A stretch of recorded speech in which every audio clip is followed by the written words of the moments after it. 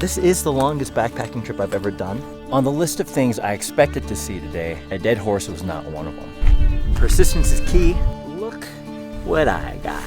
These are wild gooseberries, and they're tasty. How beautiful is this place, huh?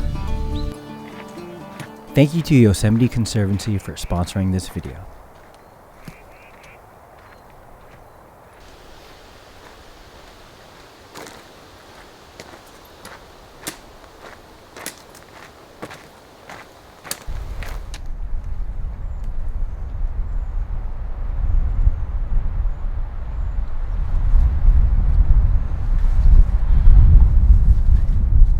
So if you're wondering what I'm eating for lunch, this is it. Peanut butter and tortillas. This isn't a full jar. It's about probably halfway around here. And I have about roughly 10 tortillas. And not gonna lie, out of all my food items, this is the most heaviest that I have. For me, lunch is always the weirdest meal when it comes to backpacking. You know, for breakfast, you should have a big breakfast to get the day started right, I think. You need to have a big dinner. But lunch is always kind of like a passing by thing. Sometimes I just want a snack. This is the longest backpacking trip I've ever done. So I really didn't know how much food I need to bring. Part of this is kind of like a tester as to see if I packed too much food or if I didn't bring enough. But to be honest, I probably packed too much food. I mean, it's better to be in the safer side. There we go.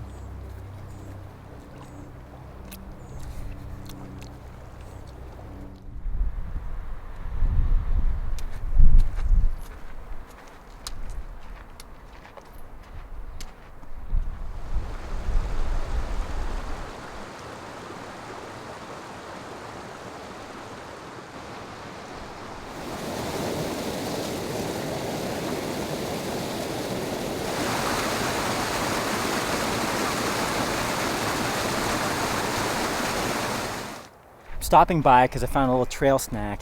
These are wild gooseberries. They're red, they're small, and they're really cool and easy to identify because they're a thorny plant, and then their leaves are kind of opened up and they look like mints. And they have these berries, and they're very distinct. They're red, they're small, and they're tasty.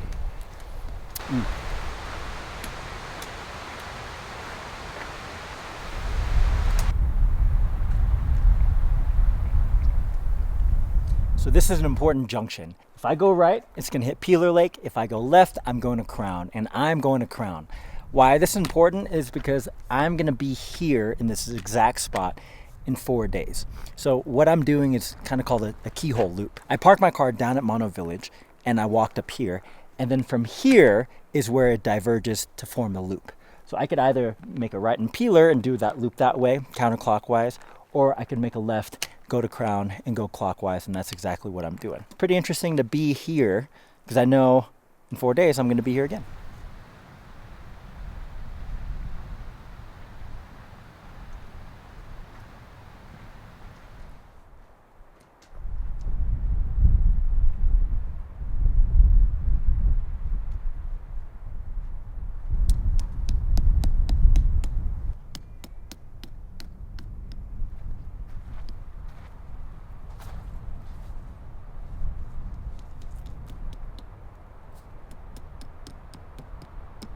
I don't even know if there's fish in this lake, and I haven't seen any jump yet,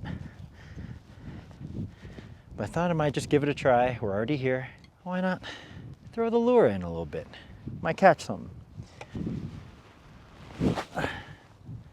I will say I do have enough food for the night, so I don't need to eat fish.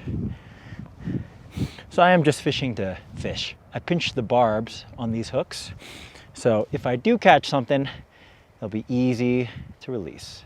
But man, it's already getting a little cold. It's windy. My fingies are cold. It's hard to cast this thing out far. You know, this is a really small lake also. If there is gonna be fish here, they're gonna be tiny. Oh, hello. What are you? Oh my God, talk about tiny. Oh, what is this fish? Is it a rainbow? Gotta wet the hands. Oh, no, it's a brook.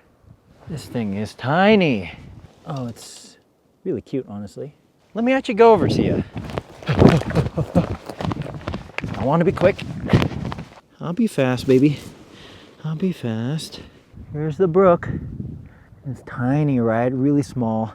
And then whenever you feel a fish, you'll feel how slimy they are. The slime provides a few functions. One of them is to keep them hydrodynamic in the water, but another is actually a form of protection. It's like part of their immune system. Having the slime prevents parasites from attaching onto them, and then also fungus. Since they're cold-blooded, fungi love to get these guys. But this guy's been out of the water a little too long, time to put him back in. It knows what to do. Adios. So this is the first time I'm gonna eat this meal. I made lentil curry and I added some instant rice. I actually have a dehydrator at home and I made it at my girlfriend's house, and she really doesn't like Indian food. In her house smelled like Indian food for about 2 days, and she's really pissed off at me. But I hope it's all well worth it, and I hope it tastes good. It was cool. I made this little koozie. Has my name on it. All right, let's wait 10 minutes. Now it's time for the moment of truth. Ah, okay, not soupy. That's good. Smells delicious. Let's see how it tastes. All right. Yeah, it's spicy. The lentils rehydrated pretty well. Not hard at all. The rice, perfect. I need my rice. I'd for sure make this again. It's good. Nice. Perfect. Yeah, I think overall today was absolutely crazy. Like, beautiful. I mean, you saw it. Some of those mountain ranges were just unbelievable. I mean, look behind me. Right? I'm actually gonna climb up here tomorrow. I have to go through that pass. And apparently 2 passes. So it's gonna be a lot, but I'm excited. I trained a lot for this hike, but I'll catch you guys tomorrow. Peace.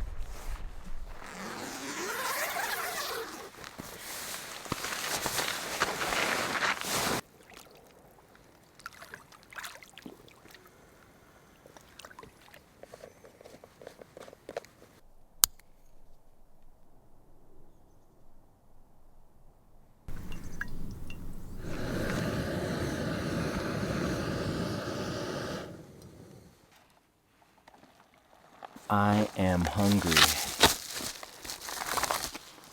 Should be good now. Biscuits and gravy. And I can already tell ya, this is one of my favorite mountain breakfasts. I don't know what it is, but it tastes really good. Reminds me of eating like Cracker Barrel or something. I definitely do need to eat up though. Theoretically, this is my longest day. I have all my elevation gain right in the beginning. So it's essentially super hard for the first 4 miles and downhill for the rest. But I don't know what to expect. So far it's been so pretty.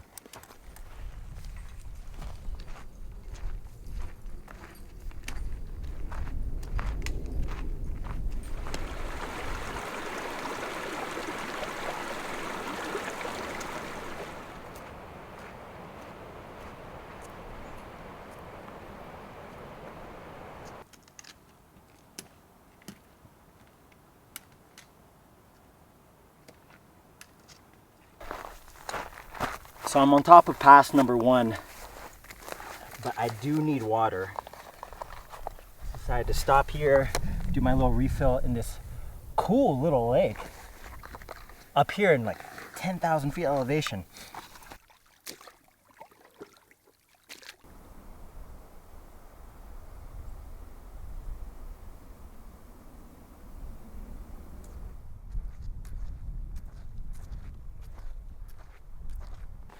I just entered Yosemite National Park and look at this view.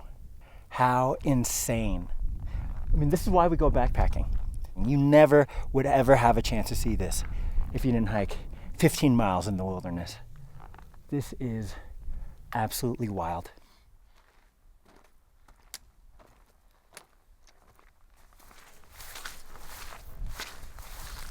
And just like that, my shoes are soaked. I'm experimenting with running shoes because I wanted something comfortable for this hike. Every time I wear hiking boots, I always get blisters no matter what. I have a really wide toe box. So far it's been great. Running shoes have been so comfy. But the problem is just water. Like water gets in so easily. I have to be extra careful at river crossings. And that right there, that marshy little area was exactly what I was talking about. Like if I had hiking boots, I wouldn't have to worry about my socks getting wet. My socks are soaked now and they barely got wet. So I need a good alternative. And then now I also need dry socks. But hey, check it out. Nice view. I have one more pass to go, Burrow Pass, which should be actually kind of hard. And then the rest of the day, it's just gonna be downhill from there, baby.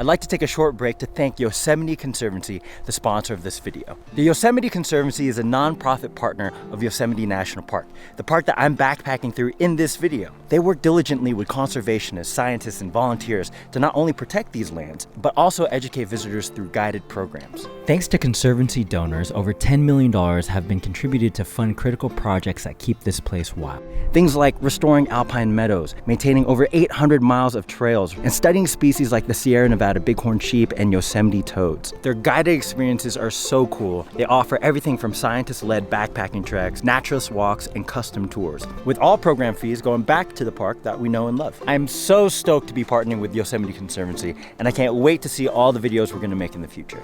So a huge thank you to them for keeping this park immaculate, and if you want to learn more, visit yosemite.org/experience.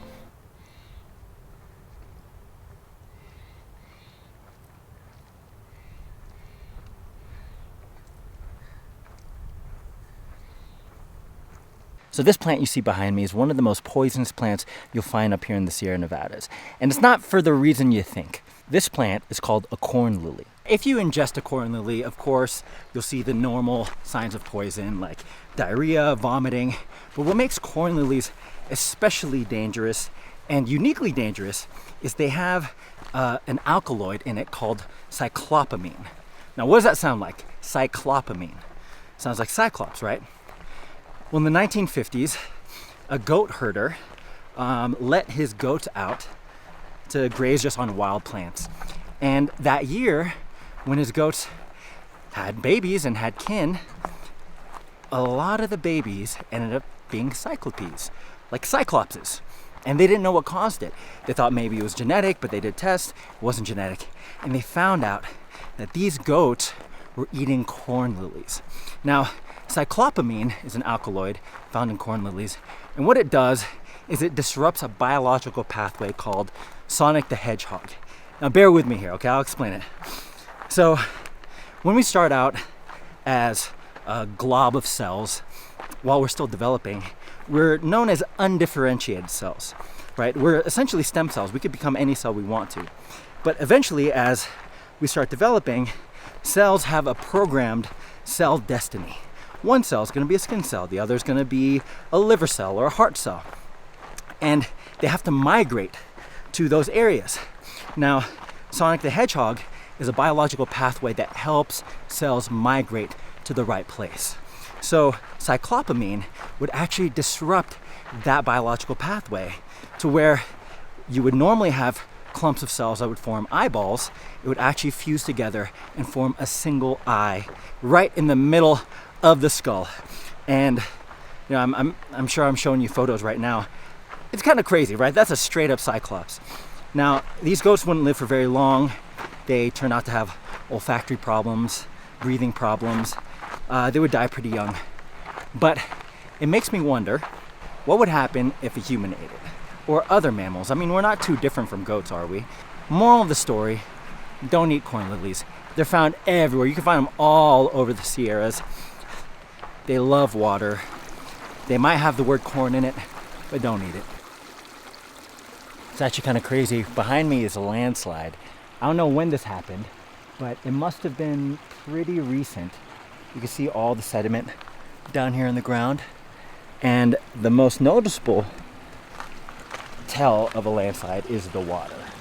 Look how murky this is. Now, this isn't going to be my main water source, but I can tell you it's going to mix with it. So we'll see how murky it's going to be down when I get to my camp. If it's too murky, we're going to have to do a few things to make sure it doesn't clog my filter, because actually the filter I'm using has been really slow and it has a back plunge, and I tried to use it and the back plunge is like terrible. Like, it's from Life Straw. Life Straw, work on your plunger. It's unacceptable to have a plunger like this. And I'm going to show you what it looks like too, so you actually understand what I'm talking about. Like, filtering water back here can be the difference between life or death. So having it flow correctly, that's a big one. So remember that sediment I told you about earlier? Well, it did mess up the creek a bit. And it seems like I have to cross this. And there's like a little makeshift bridge right here. Oh my God. So I could cross a few ways. Right here, those logs, they don't look great. Or I could test my jumping skills and jump here. But let's see. We got this check if the sediment is strong enough to support my weight. Or else if I jump, I'm just gonna sink. No, we're not. Oh my God, it's so sketchy. This sucks too, because if I get wet, it's already dark. So my shoes aren't gonna dry, my socks aren't gonna dry. Time to test my balance. Let's go.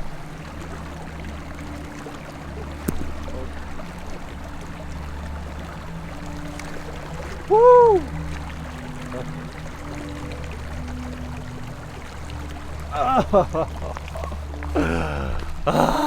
Level of sketch. 10. Oh my God. All right, it's getting late. I still have like 2 miles before I could get to my site, which is a lot. Everything is wet. Oh man. I still have to make camp and filter water. Somehow filter that water. We're gonna see how that goes. I finally found my campsite. So far I've hiked 22 miles. I'm super tired, and I'm gonna set up camp real fast. But my next mission is to find a clean water source. I think I can use that water, but it's just kind of scaring me how slow my filter was working already with clean water, and I feel like that's just gonna completely clog it. So I'm gonna try to find maybe another runoff that I could find clean water, and hopefully we'll find some there. So camp is ready. I got my water, I'm making my food, and I'm excited tonight because I made this meal also, just like my other one. And this is kimchi. Not just kimchi, it's kimchi soup. If we could get like a good look in there. Ah! All right, I'm losing the battle with sunlight. Let's try this out real fast. Ooh, smells good. I could definitely smell the squid. Oh yeah. Okay, that's good enough.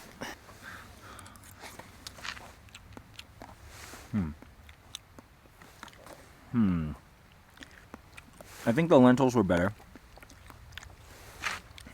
Is this good? I'll give it a 7 out of 10. How can I make this better? Last time was so much better. I don't know. Oh well. Good night. On the list of things I expected to see today, a dead horse was not one of them. This is kind of crazy. It's not very old. It may have died last night or maybe a day ago. I mean, there aren't many flies on it. You can see the stomach is pretty extended or distended. I don't know what's the right word. But wow, like that's a straight up dead horse. And it's an interesting spot. Look how he died. He's like in the brush, within the trees. So I don't know what happened. It's very odd. Interesting though. Very interesting. All right, I'm gonna be honest. Last night's dinner was not the best. I'm gonna change it from a 7 to a 4 because I didn't even finish it. I mean, I probably ate 80% of it, 85%, but I just couldn't even do the rest. It was like, which sucks because I made that before. It tasted good before. Not as gassy, but I did poop twice this morning. That might mean something is up with it. Maybe kimchi is not the right thing to go when backpacking. But I'm excited tonight because I'm going to be spending the night in Benson Lake, which is a large lake. And that means I'm probably going to catch some trout. And then I'm having ramen. So it would be really cool if I can make like a ramen soup with trout. And I think that's going to be really good and filling. So that should make up for last night.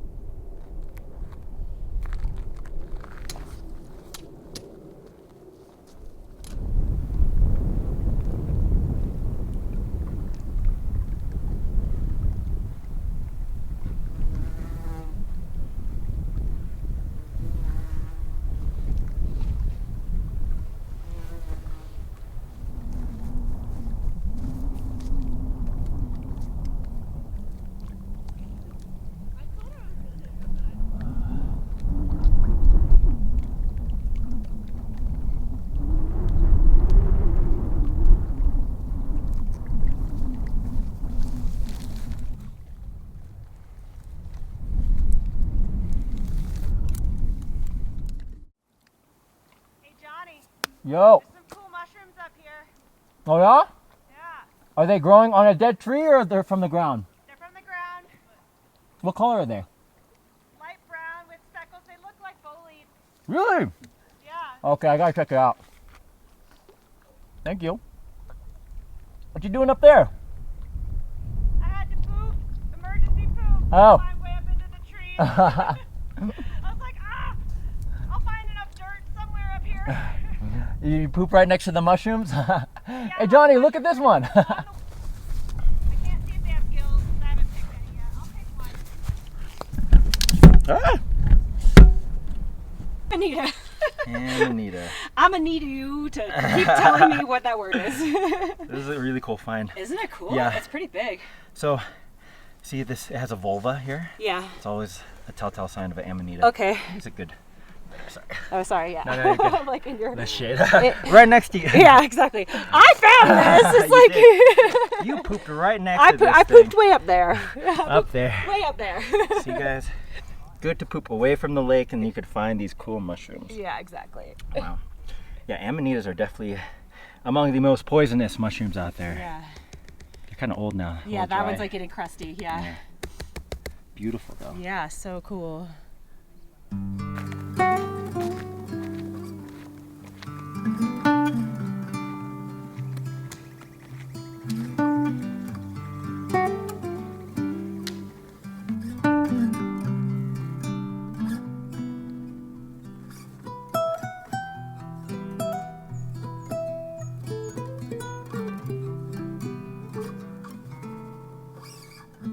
So the craziest thing just happened. About 2 hours ago, I found a tent on the side of the trail. And it was a Dyneema tent. It was expensive, it was small. And obviously, like, someone is gonna be very sad if they don't have this. And I was kind of left with a predicament. Do I take it and bring it with me and hopefully run into the people? Maybe they're going northbound also. Or do I leave it there? And I felt like maybe the right thing to do is to leave it there. Because if they're going southbound, it gives them a chance to go back and pick it up. Because if not, then I basically just took their tent.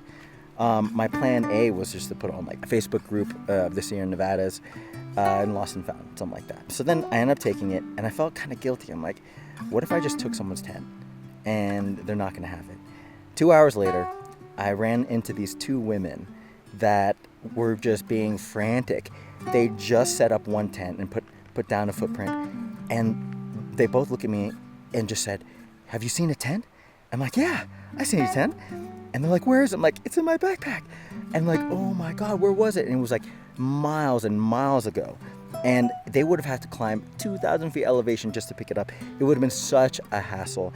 And they happened to be on the PCT. And they told me the next time they're gonna be in town for a resupply would be in 15 days. And literally, they just set up camp. Like they just found out that they lost the tent, and 30 seconds later, I just came up. I brought out my backpack. I gave it to them. They were so happy. They're like, oh, let me give you money. Leave me alone. I was like, no, don't. And they ended up giving me $40, which is, they're like, just get a burger. I'm like, all right, okay, that actually sounds nice. I'll get like barbecue when I get back into town.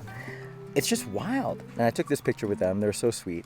I feel like that was 100% supposed to happen. Like, I was kind of riddled with guilt. I'm like, am I being like a piece of crap for taking this tent right now? But it just so happened. Like, literally 30 seconds later, I delivered the tent that they needed. And it all worked out. I think they had a lot of built up karma, good karma.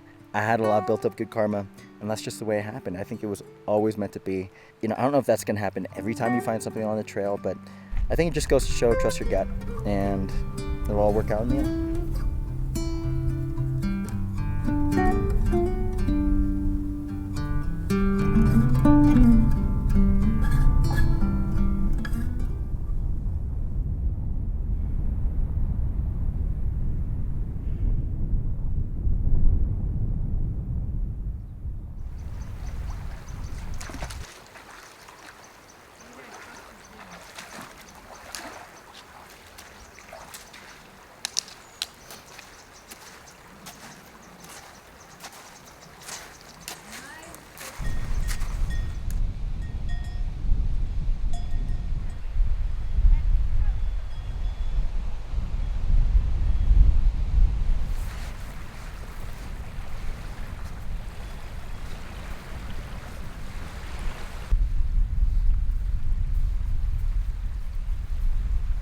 So I finally made it to Benson.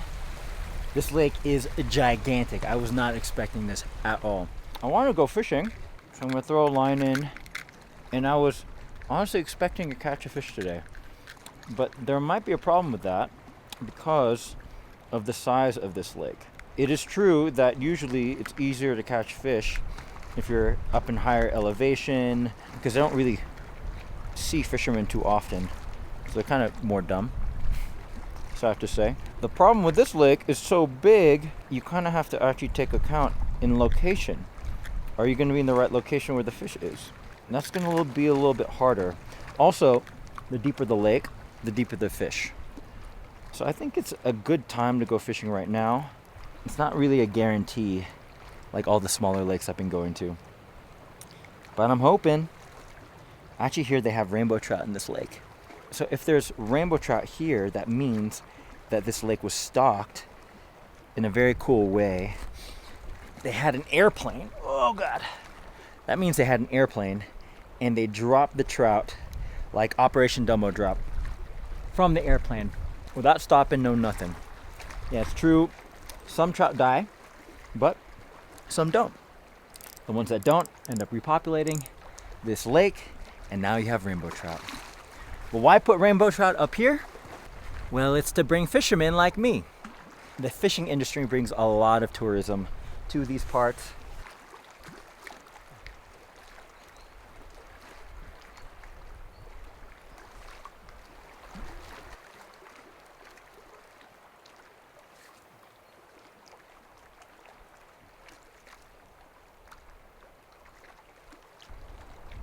So I got some good news. Persistence is key. Look what I got. This is a rainbow trout. I'm so excited because these taste way better than brook trouts. And if you could see, this has like a wild diet. So its meat is just so orange and pink. It's gonna taste wild, it's gonna taste great. I honestly caught it like well, my camera died. And I caught it right after it died. It was perfect. So what I'm gonna do tonight is I'm gonna mix this with my ramen. So I'm just gonna cut it up in little bits and then make it into a soup. It's a little tricky because we're in sand and I can't really put this down anywhere. So I'm just gonna try to figure this out right off the bat. Oh my God, everything. That's the one thing about sand. It just gets everywhere. And everything smells like fish guts already. So I would take off the fins. Maybe I can still and just be organized. Keep them all in place.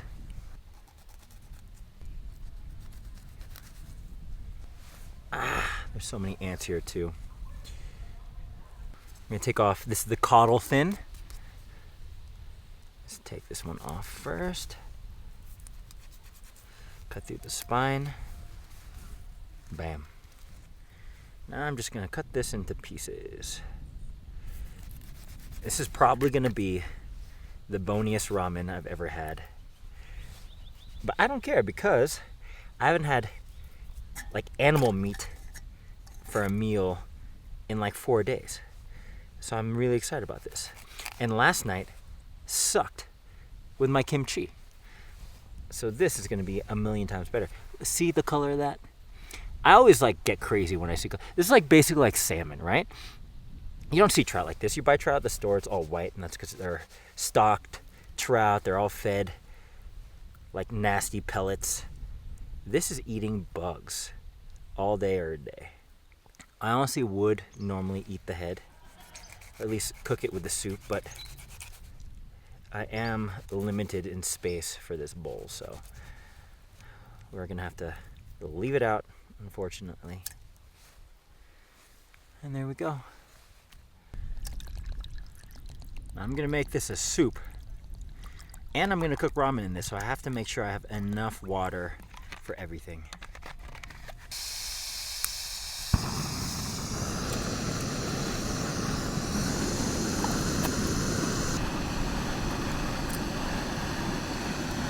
Ooh, I don't have to worry about this. Woo, woo, what? Oh, this is perfect. What?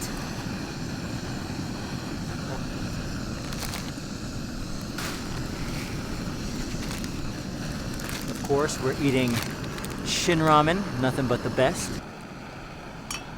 And now the piece de resistance. This. Oh yeah, this is the spicy version, of course. This might be, I don't want to jinx it. We'll see. We will see. I don't want to jinx it. But I know this ramen tastes amazing on its own. With trout, well, no, this might be the best ramen ever. Okay. Or it might suck, who knows? All right, is a ramen. Here's a little bit of trout there. Let me get a taste of the broth first.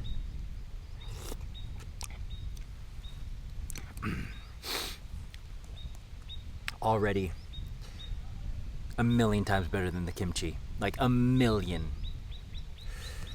Oh my god, this is gonna be so good. How beautiful is this place, huh?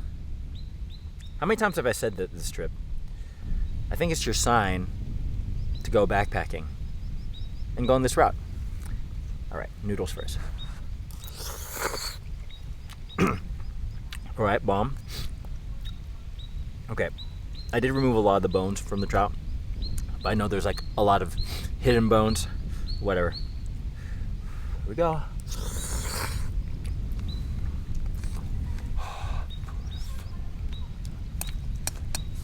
Mmm.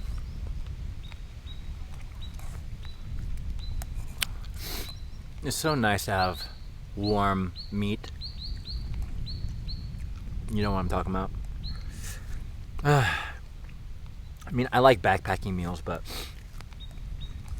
you know, my buddy freezes steaks and lets them thaw in his backpack and then cooks steaks up here. I honestly want to do that one day. But this is heaven.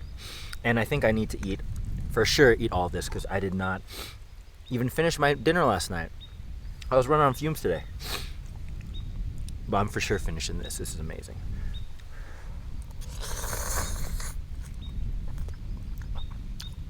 Right. I'm gonna eat my dinner in peace. Love ya.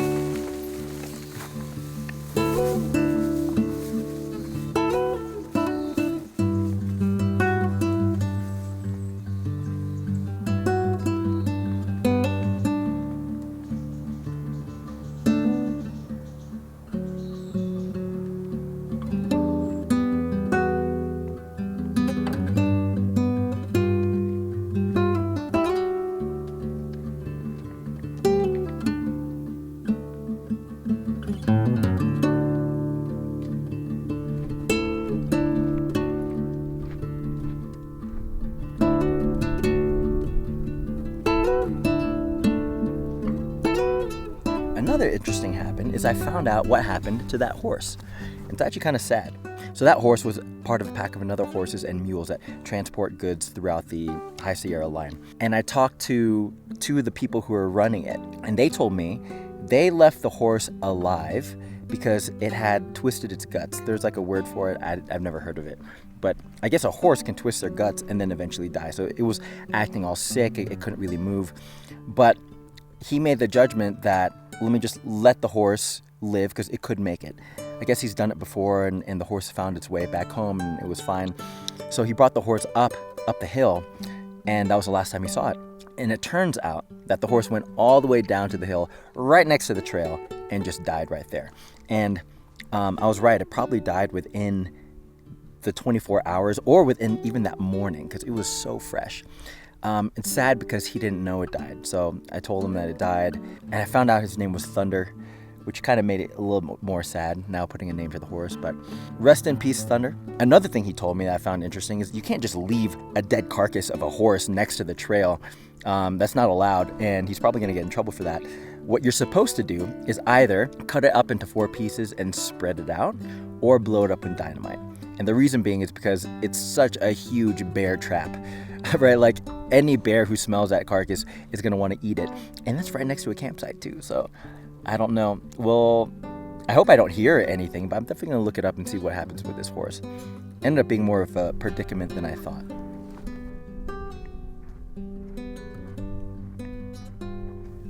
I can't lie, this place is beautiful, but I also feel like I'm on Mars. It is so hot. There's no coverage anywhere. It's gonna be like this for the next 4 miles. Luckily there's a tiny stream nearby. But holy crap, I mean, I can't even find shade to stop at. In some ways I feel like this is the most challenging part of the hike so far. Oh well. So good news, I made it to Peeler. But here's the deal. If I stay at Peeler tonight, that means I have 8 miles to hike tomorrow to get back to my car and go home. Or I could keep on going and try to make it to Barney Lake, which is 4 miles from here. It's almost 5 o'clock. If I leave soon, I could probably get to Barney Lake around 8:30 max, which would give me a tiny bit of light to set up my camp and my tent and all that stuff. In that way, I only have to hike 4 miles back to my car tomorrow, which sounds a lot better than 8. And then I don't have to wake up so early. I don't have to be pressed with time. Just sucks because I did want to fish Peeler Lake, which I'm going to do now, but I'm only giving myself 10 minutes to do so. I think I have like rash marks on my back. Like my shoulders have been hurting, but I don't know how bad. Let me see. Can you see it?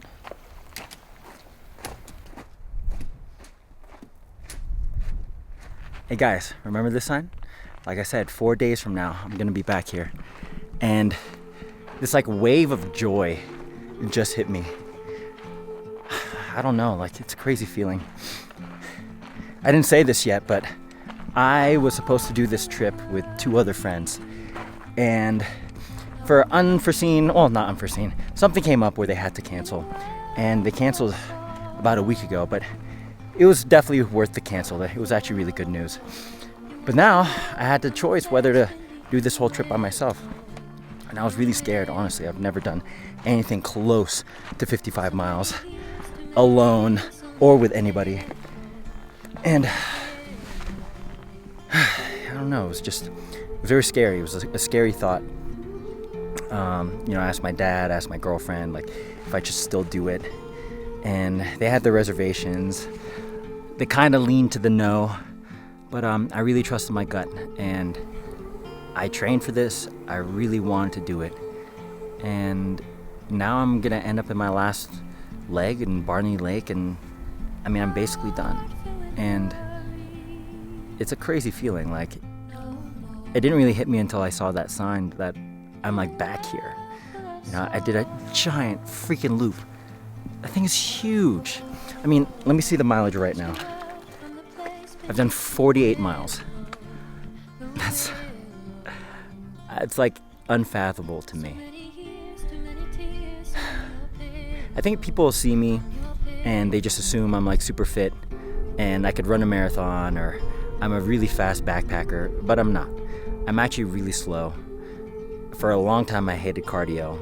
And it even took me a long time to get used to the idea of backpacking. I've been camping my whole life, but backpacking was just hard. It was just really hard. And to see where I am now with like this YouTube channel and I don't know, just where my fitness is and my future goals for where I want the channel to go, and I don't know, I'm really impressed.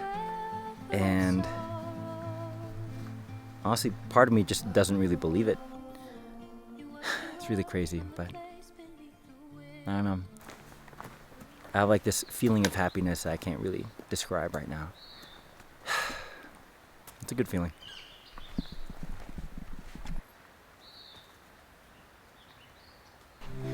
As I'm finishing up this hike, I'm trying to figure out a good way to close this video. And I was thinking about how I even found out about this hike in the first place. It was back in 2019, and I did a day trip to Peeler Lake just to go fishing. And I ran into this woman who was solo backpacking the loop I just did. And we just had a quick conversation. And she said, "Yeah, you've never heard about the loop? You're just going to Peeler?" I'm like, "No, tell me about the loop." She said, "Oh my God, it's the most beautiful thing you'll ever see. There's amazing mountains, giant valleys, crystal blue lakes. There's even beaches up there." And I'm like, "Beaches? Beaches in the mountains, really?" She said, "Yeah, you're gonna have to do it one day." And that was back in 2019. And that's really the only reason why I even knew about this hike, is because of that woman. Even though I did this hike by myself, I never felt alone. Truth is, there was always people there, and I made a lot of friends, and I learned a lot. I learned so much.